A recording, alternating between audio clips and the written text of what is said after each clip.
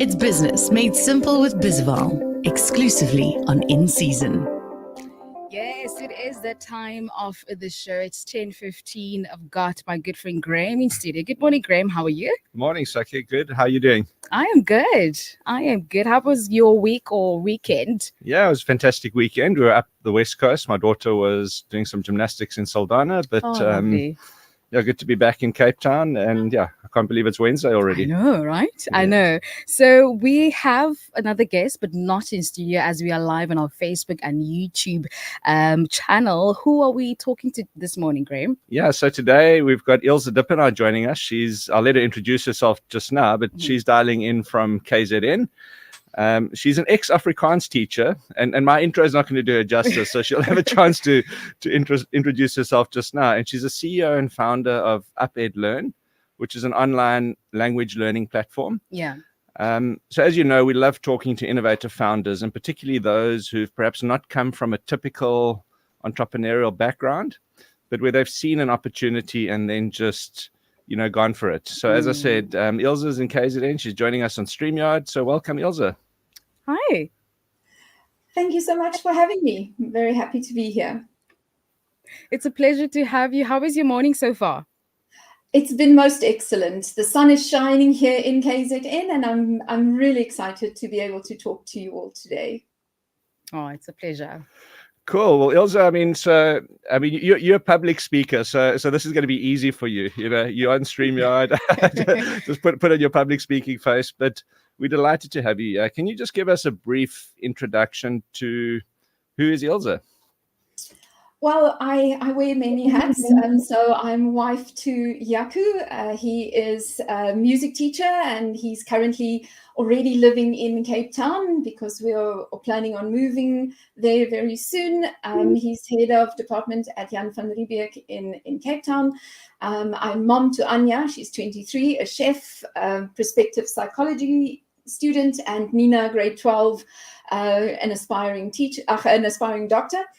And so that is me. I am passionate about learning, passionate about education in South Africa, education in Africa. And it is because of my own really checkered background with regards to education. I really struggled, and I only learned how to learn much later in my life, that demystifying what it is to learn and to acquire is something that I love doing. And then something really interesting, I was at the ripe age of 47, I was diagnosed with autism spectrum disorder and ADHD, and suddenly so much of my learning journey made sense because I understood how my brain worked. So that's just a little bit short and sweet about myself. So I'm going to quiz you a little bit. I believe you're going to sing for us. I'm joking, but you were at the Drakensberg Boys Choir for a while. Do you want to maybe just share a little of that snippet, Ilse, or not? Yes. So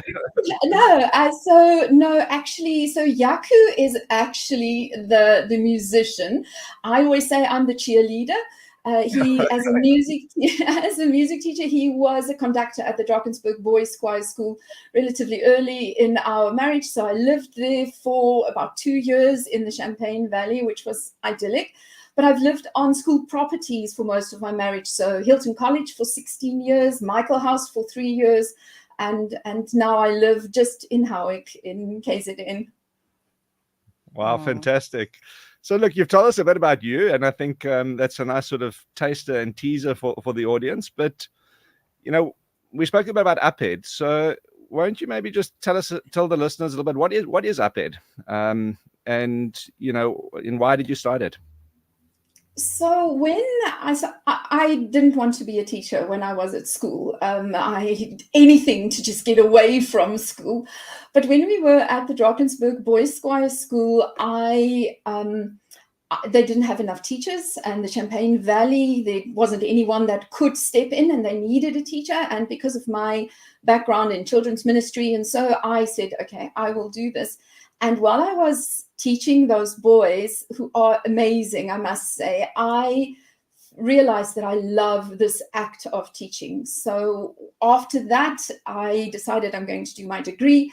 And after my really difficult education journey at school, because of having learned how to learn now, I was able to pass my degree very well, and then went on to teach at St. Anne's, one of the top 5 schools in South Africa, and at Hilton College, and just found my special interest there, which is the acquisition of additional language. And so in 2017, I created this app, which is called UP.Ed Learn. It was initially called Slimfist because it was only for learning Afrikaans. But so what the app does is it measures what a child knows, not what a child should know because of their age, but actually what they know. And then it adapts the content of what the child should be learning and should know, adapts it to that child's need, and then guides them through lessons, exercises, and tests to where they should be, and assist them in the mastering of concepts. And that is the thing about learning, it's mastery. And it's only then that real learning has taken place. It's not I can say all of these facts, but I am able to master a concept. And that has become my special interest. Sure. Well, that's fascinating, and I think so often with entrepreneurs, it's either a passion or it's a gap in the market. And clearly, Ilse, in your case, it was a little bit of both. I mean, you kind of stumbled upon your passion. It's almost like by accident. It's something you didn't want to do. But, I guess, also understanding where that opportunity lay. And perhaps it's because of the difficulties you faced growing up that, subconsciously, perhaps you're seeking out a way to make learning easier for people across the spectrum, excuse the pun, and you've shifted from, I guess, a teaching background and started UP.Ed. But, what were some of the challenges and the transitions you needed to make when you moved from a relatively structured teaching environment into running a business? So it's one thing to say, oh, I understand education, the concept behind UP.Ed. But what were some of those sort of things you had to go through when you went from saying, okay, I'm getting a salary and now I'm taking this leap of faith to build something new and build a business? So I got to a place in my journey as a teacher where firstly I realized that I don't fit into a school environment because of it being so structured, and just saying yes because I have to say yes when I passionately believe that it should be done a different way. That didn't sit well with me. I became really dissatisfied and frustrated with my learners struggling to do something that should be easy, as Afrikaans is one of the easiest languages in the world to learn. And I had to say that Afrikaans is a difficult language to learn, and I just couldn't tell that lie to protect the teachers not doing what they should be doing, and even I just couldn't do it. So I loved app, and I have since realized that I have an appetite for risk. So I asked, and my husband asked me, and we asked each other, how difficult can it be? And now we look back and we laugh at the audacity and the innocence of that question, because I had to learn a lot, and stumble a lot and scrape my knees and fall down and get up again and wipe all the tears and the sore away, and then just get up and do it again.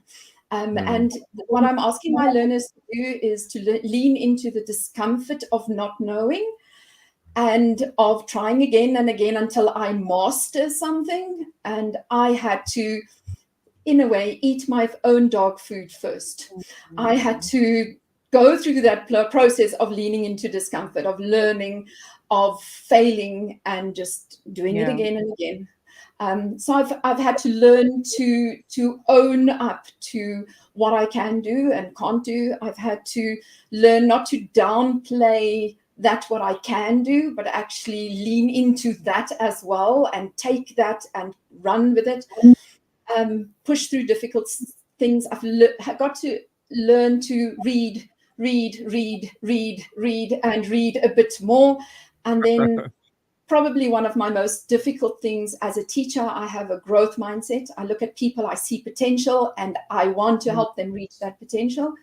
But realizing that when people tell me that they can't do something, and that's a firm belief within themselves, that even the best teaching cannot change that's something that needs to come from within them. I need to believe people when they tell me things about themselves. Yeah. Wow.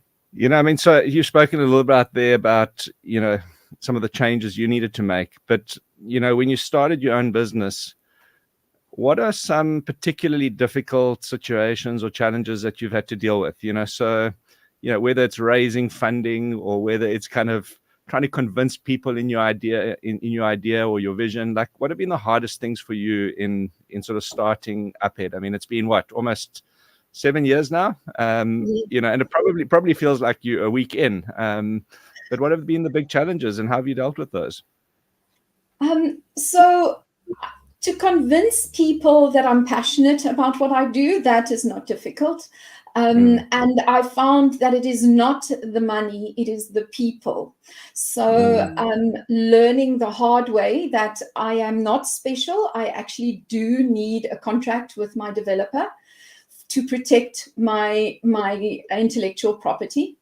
That was a really, really hard lesson to learn, that good boundaries protect both of us, and that I cannot leave myself, my intellectual property, the people who believe in me, the investors, I cannot leave them exposed. And so that was really difficult. And I had to completely scrap the old app and rebuild a new app. And it was released in January 2020, and then COVID hit. And then staying afloat, finding a mentor was particularly difficult, which I never thought would be difficult, but someone who can sit and talk through things with me. And then pivoting, having a plan, this is what I believe to be the best. And then hearing people around me and realizing that budgets have closed, the life after COVID is completely different. And then changing our business models from supplying schools to offering the app to parents. So it was the people that was difficult. It is not the money that is difficult. And I'm not downplaying investment and the efforts and how difficult that is, but it is always the people that I struggle with the most, and that I learned from the most, and learned the most about myself from the most. Yeah, you know, and I think you've touched on some important things there. You know, like, it's one thing dealing with people and thinking, we do business on a handshake because we trust them. But it's also, as you say, when you're building a business, you do need to think about the stuff like putting contracts in place and all of those sorts of things. And nobody teaches you this at school or when you become an entrepreneur. You sometimes need to learn those the hard way. And then the other thing is also, it's a cliche, but they say the only constant is change. And I think more so as an entrepreneur, just as you think you've cracked it, something changes. You've got to redevelop the app, and it's a constantly evolving process. So what UP.Ed's going to look like, and probably leads into sort of the next question, you know, what it looks like in 3 years' time is probably very different to, you know, what it looks like now. But Ilse, let's move on. You know, so in the few years that you've been running with UP.Ed, what's been your biggest achievement so far? What is the thing that you're most proud of? So if you look at our pitch deck, you would say it would be things like our first app sold. I still remember who it was. It was our accountant's son, because he believed in us. You know, that I think is an achievement. And it could be the awards that we've won or the invitations that we've gotten. But for me personally, and even for us as a business, it is the child who got 27% for Afrikaans in grade 11, and at the end of matric writing me a message and saying to me that he had a really difficult relationship with his grandparents, and his achievement in Afrikaans, his improvement in Afrikaans was the first time his granddad ever said to him, "I'm proud of you." That, to me, that is achievement in my mind. It is the mom who messages us and said, "I'm sitting here in tears. My child improved with so many percent," or the child that writes that sent me a WhatsApp to say, "I improved with 21%." It is again the human stories. Those, to me, that is the true mark of achievement. It is the business, it is the growth that we've had, it is the pivoting that we've done, it is the lessons that we've learned. But to me, it is UP.Ed doing what I've always wanted it to do, and that is changing people's perception about themselves, their abilities, what they can overcome, what they can do, but also empowering them to know that if I can climb this mountain, then the other mountain is possible and doable. And to many learners out there, 12 million learners in South Africa between grade 4 and 12 that potentially could use this app, for them to start believing that they can. I think, to me, that's the biggest achievements. Yeah, I mean, and it's fascinating that, as you say, it's about influencing one person. Those individual stories are what makes it all worthwhile at the end of the day. But I think, you've also touched on a really important point there is, you've been privileged to teach at some of, let's call it the Hiltons, the St. Anne's, those kind of schools which are out of reach of many. And I guess a lot of those students take that education that they receive for granted. But what UP.Ed enables is for 12 million people to get access to that quality of learning and that thought process, and I think that's really where the power lies, is enabling that for everyone at a low and affordable cost and all those good things, so, and it starts with it's one inspirational story that somebody else says, "Oh, wow, if UP.Ed could do that for me, imagine what it could do for somebody else." And hopefully for your business that goes viral, and it explodes. So we all hope for that, right? Yeah, and this is one of the wonderful things to me about growth, is that when we started, we never imagined that the app will now be generic, that we can load any content onto it. And here we are. And if we didn't stumble, we wouldn't be here right now. Yeah. Ilse, I mean, so you've achieved an amazing amount in a short period of time. Can you just maybe share a little bit of your plans for the future? So, I mean, I hate this question when it comes up in interviews, like, where do you see yourself in 3 years' time? But as an entrepreneur, having that vision is important. So where would you like to see UP.Ed in 3 years' time? What sort of impact do you want it to be making? If you can just share a little bit about that vision. So at the core, UP.Ed helps children to learn and helps parents to help their children to learn. That's the core of what we do. And the app is at the very heart of that. But we've realized, and it was actually at a Bizval function where I had a fascinating conversation with one of the people there, that it just dawned on me that UP.Ed as an app is the core, it's the heart, but it must become part of a value chain. And so we're currently working on that value chain. So textbooks for those children that cannot access the technology, that aren't able to access the app, but I've got 26,000 screens live on the app currently. Putting that into a textbook or a workbook and then learners that are able to use the app to have that immediate feedback, know what they're learning, have the technology guide them through the learning, and then a tutoring, a one-on-one teaching, so that we can help learners from the very start to the very end. Those learners that are fine with just the guidance of a workbook, some that need more support with an app, and some that need one-on-one teaching. So that value chain is what we are currently working on. That's fascinating. I mean, I chuckled a little bit when you say helping the parents as well. My daughter's grade 7 exams and trying to remember the algebra and that I did in maths 25 years ago is tough.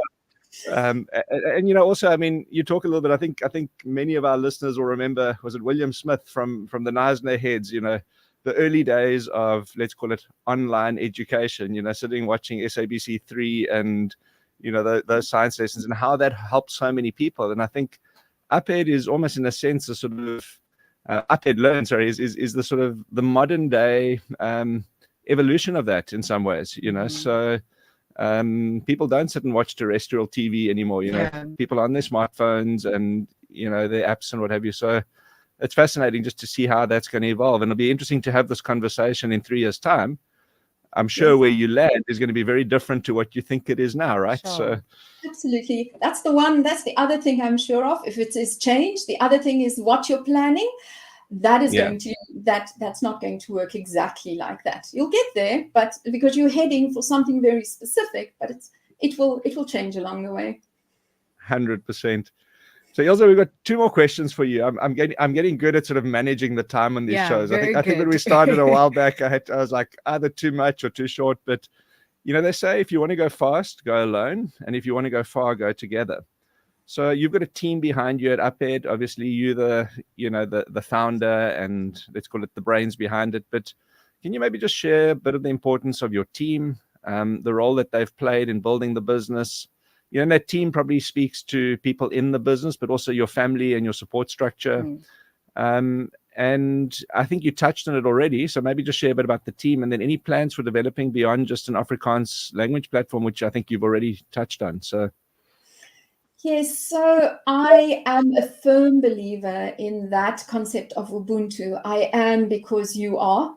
And to be a founder and working alone, having this vision and doing all of that alone, to building that into a team, sometimes I just stand back and I can't believe that these people share my passion and they get up in the morning and they are doing what I love doing and they have fallen in love with that.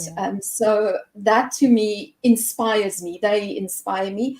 And I find that my position is enabling them to do their best, to find their passion and to live that out.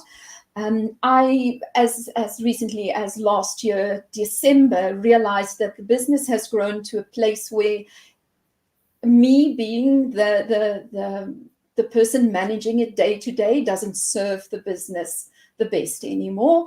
I still have the vision and all of that, but I found a wonderful woman, Nerine Erasmus, and she has taken over the day-to-day running of the business this year. And let me tell you, she's brilliant at it. And I'm very grateful for her. And that has really freed me up to focus on the platform again. It is a product. The business relies on the product being fresh, being up to date. And so that is what I'm working on. And then I've got a little something extra up my sleeve. I love research. I love finding different ways of doing things. And I created an algorithm that it will blow or is already changing the acquisition of languages in South Africa. I'm proving the concept in a project that I'm doing and having mind-blowing results. And so busy preparing the app for loading what I call atomic concepts into the app. And then no, not only Afrikaans. I believe in changing the world through education, and Afrikaans will never change the world. And so the acquisition of English first additional language, English home language, and then other languages as well, that is very much in our strategic planning. Yes. Awesome. Fantastic. So, Ilse, I'm going to ask you one last question is, we always ask this to our guests, is what piece of advice would you give to other aspiring entrepreneurs out there, or even people who don't realize they're entrepreneurs yet? It could be listeners sitting without a job or in a dead-end job and wanting to do something. Like what's your sort of key advice? Can the language teacher give you a maths equation for this answer? Wonderful. Be times do equals have. So it depends on who you are and it depends on what you do. That will determine your outcomes. So be comfortable with discomfort, lean into not knowing things. That is the B part. Have integrity. Become the best that you can be. Doing is reading, listening. Proverbs says that there's wisdom in many advisors. So listen to what people say. Read. Prepare yourself to take what you are and apply that. And it's only then that you will have, because at some stage in your entrepreneurial journey, you will get to a place where you've listened to everyone, you've read what you could read, you've learned what you can learn, and then you have to back yourself. And you have to make a decision that you are not sure if it's the right one, but according to what you know, this is the decision to make. And it's then that B times do equals have really comes into play, that I've done what I could do. I am who I am. And now I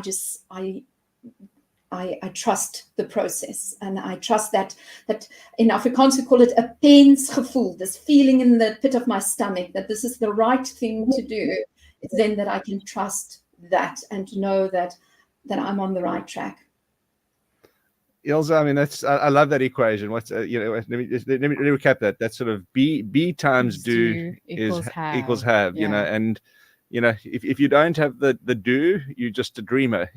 Sure, and if you have the do without the B, you're just spinning around in a circle, so to speak. So it's a wonderful equation and a good philosophy to live by. Ilse, it's been an absolute pleasure having you on the show. And really just sharing your journey. It's really so inspiring just to, hear you share that, and hopefully the listeners also sort of take something out of that, and, somebody sitting there on the fence, realizing they need to do, so really thank you so much. Are there any sort of closing thoughts you have before I hand over to Sakhe to wrap up and maybe get some of the details so people can find you online and all of that jazz? I think that there's always scope to become more, and so in this whole living of life that we're doing, to always reach for more. It's that thing of leaning into discomfort. It's only when we lean into that we can become more, and I've become more and more convinced that I don't trust things that are easy, and I look for those opportunities to learn. Never stop being inquisitive. Never stop that. Sure, man, that's truly powerful. And I've been receiving some powerful gems in between. So thank you so much for that. And yes, it's been an absolute pleasure having you join us this morning, Ilse. And before we let you go, though, how can our listeners get a hold of you or UP.Ed? Where is it available? So www.upedlearn.co.za, very easy to get hold of us there. We have a contact form, and that will come to me, and they will be able to get a hold of me or to see what we do, meet the team, and make contact with us. And thank you so much for having me. I loved it, and I will definitely, when I'm in Cape Town, I will be listening to you guys. I've actually told people, okay, guys, did you know? So it's so great to meet you guys. Oh, it's been a pleasure. It's been a pleasure. Well, thank you so much, and all the very best with UP.Ed Learn moving forward. Thank you so much for having me. Cheers, Ilse. Thank you, and we'll see you in Cape Town soon, and share the podcast. We'll send out the link once it's online. Please do. I'd appreciate that. Goodbye, everyone. All right. Ciao. Thank you. And that, of